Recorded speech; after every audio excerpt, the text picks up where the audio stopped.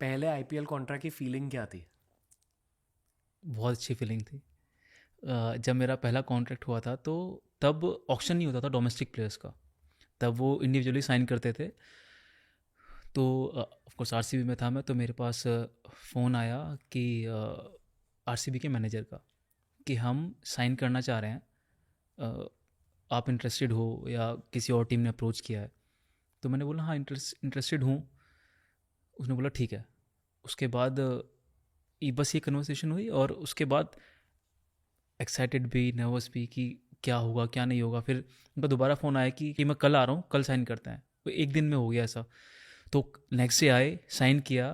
उसके बाद मतलब होता ना कि टॉप ऑफ द वर्ल्ड वाली फीलिंग की, बेसिकली अगेन ये जो इनर स्टेट होता है वो, कि बहुत खुशी, चाहे किसी को ना दिखे बट अंदर से बहुत खुश। तो वो मुझे अभी भी बिल्कुल मतलब फ्रेश है मेरे दिमाग में। हल्के से आपको यहाँ पॉज करना चाहूँगा ताकि ऑडियंस और गहराई से इस मोमेंट को हाँ, समझे। इस कॉन्ट्रैक्ट से पहले आपकी लाइफ कैसी थी? आईपीएल कॉन्ट्रैक्ट से पहले मैं फर्स्ट क्लास क्रिकेट खेल रहा था। तो वहाँ पे डिसेंट अमाउंट था जब मैंने खेलना शुरू किया। रणजी में? रणजी में, ओके। Of course. तो ऑफ कोर्स इतना नहीं था जितना आईपीएल में आपको मिलता है, चाहे वो डोमेस्टिक प्लेयर हो या ऑक्शन में हो। बट उसके बाद से एक और खुशी मिलती है कि फाइनेंशियली आप एक सिक्योर होते हो जिंदगी के लिए। ज़िंदगी के लिए। वो बहुत ज़रूरी है, वो सिक्योर फीलिंग भी आना। तो दोनों चीज़ें थी कि क्रिकेट में एक स्टेप और आगे गया, वो भी आईपीएल, जो बहुत बड़ी चीज़ थी, और फाइनेंशियली ऑफ कोर्स। तो दोनों तरफ से सेटिस्फेक्शन था, और घर वालों को जो खुशी थी वो तो थी अलग। मुझे पुणे वॉरियर्स इंडिया याद है। दैट्स वेयर वी ऑल हाँ, नोटिस yeah, भुवनेश्वर कुमार इन दी आईपीएल। याद है वो फेस, पुणे बिल्कुल। Warriors India? बिल्कुल 3 साल था मैं वहाँ पे। सौरव गांगुली कैप्टन थे। फर्स्ट ईयर, हाँ। वो ब्लैक जर्सी में। ब्लैक जर्सी में। राइट, युवराज सिंह भी पहले खेले हैं। पहले साल युवराज सिंह थे। हाँ। उसके बाद फिर दादा आए सौरव थे। गांगुली ब्लू जर्सी में। ब्लू जर्सी में, हाँ। आप ब्लैक जर्सी में खेले थे? खेला। ओके। एनी वो वाइब कैसी थी? तो वो आरसीबी में था मैं 2 साल। हाँ। बट मैच नहीं खेला पहले साल। जब साउथ अफ्रीका में आईपीएल थी, तो मैं मैच नहीं खेला ऑफ कोर्स। सेकंड ईयर फिर मुझे चिकन पॉक्स हो गया, तो मैं वैसे आईपीएल से बाहर हो गया। फिर वो 3 साल का पीरियड था आईपीएल का। फिर नेक्स्ट जो फेज़ आता है, साइकिल, उसमें फिर मैं पुणे वॉरियर्स में गया। फर्स्ट ईयर भी मैं आई थिंक पहले 7-8 मैच नहीं खेला था। बट ग्राउंड पे जाना, वो लोगों को देखना, चीज़ें को मतलब एब्जॉर्ब करना कि क्या चल रहा है, काफ़ी खुशी होती थी। बट जब मैं पहला मैच खेला, आई थिंक पहले मैच में विकेट भी लिया था, तो तब से एकदम से फीलिंग आती है ना कि जिस मोमेंट का मैं वेट कर रहा था आईपीएल का। 3 साल हो गए थे बट मैच नहीं खेला, तो मतलब बहुत अच्छी फीलिंग थी कि आईपीएल में खेला, विकेट लिया। एक सेंस ऑफ अचीवमेंट आती है ना कि हाँ, कुछ अचीव किया, कि मैंने प्लेइंग 11 में आके यहाँ पे खेला। पता है, if I look back at your career as a fan, मुझे याद है एक फेज था जहाँ आई थिंक आप कुछ समय के लिए इंडिया के लिए नहीं खेले थे, और जब आपका रिटर्न हुआ, हम्म। आपने बहुत पेस ऐड किया था अपने गेम में, हम्म। बहुत ज़्यादा। और हर कमेंटेटर, हर एनालिस्ट इस इम्प्रूवमेंट के बारे में बात कर रहा था। हम्म। अंदर ही अंदर क्या हो रहा था आपके दिल में, और एक्चुअली आपने क्या किया जिसकी वजह से आपका पेस इतना ज़्यादा इंक्रीज हुआ एज अ फास्ट बॉलर? वो टाइम पीरियड था 2015 हाँ। और 16 के अराउंड का। तो उससे पहले एवरेज स्पीड थी 130 टू 130 से 32 के अराउंड। हम्म। उसके बाद ऑलमोस्ट 137 38 एवरेज स्पीड थी। तो ओके। मतलब ऑलमोस्ट 8 to 10 के था, ऑफ कोर्स हम्म। था। बट ऑनेस्टली मुझे भी नहीं पता वो कैसे था।